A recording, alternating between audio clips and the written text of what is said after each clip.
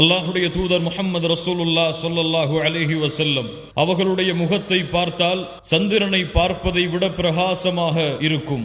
அவர்களுடைய முகத்தை எந்த நேரத்தில் பார்த்தாலும் புன்சிரிப்பை சிரித்தவர்களாகவே அவர்களுடைய முகத்தை நாம் பார்க்க முடியும்.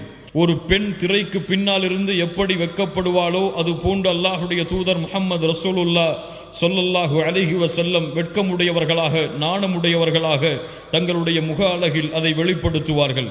அல்லாஹுடைய தூதர் முஹம்மது ரசூலுல்லாஹ் ஸல்லல்லாஹு அலைஹி வஸல்லம் நடந்து சென்றால் ஒரு மேல் தளத்திலிருந்து கீழே இறங்குபவர் எப்படி நடந்து வருவாரோ அல்லாஹுடைய தூதர் முஹம்மது ரசூலுல்லாஹ் ஸல்லல்லாஹு அலைஹி வஸல்லம் அப்படி நடந்து வருவார்கள். அவர்களுடைய நடையில் வீரம் இருக்கும், வீரத்தோடு பணிவும் சேர்ந்து இருக்கும். அவர்கள் பேசினால் அந்த வார்த்தை எளிதில் எம்முடைய உள்ளத்திலும் எம்முடைய செவியும் புரிவதற்கு ஏற்ப அமைந்திருக்கும். அல்லாஹுடைய தூதர் முஹம்மது ரசூலுல்லாஹ் யாரை சந்திக்கிறார்களோ அவர்கள் சலாம் சொல்லுவதற்கு முன்னால் சலாமை கூறுவார்கள். அல்லாஹுடைய தூதர் முஹம்மது ரசூலுல்லாஹ் ஸல்லல்லாஹு அலைஹி வஸல்லம் எரிச்சலை ஏற்படுத்தக்கூடிய சப்தத்தை உயர்த்தி அல்லாஹுடைய தூதர் பேச மாட்டார்கள்.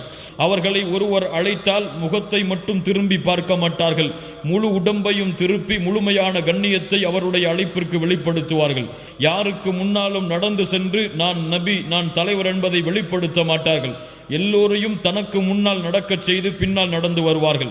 தங்களுடைய வேலைகளை தாங்களே செய்யக்கூடியவர்கள். தங்களுடைய செருப்பு அந்தால் அல்லாஹுடைய தூதர் தாங்கள் அதை தைப்பார்கள்.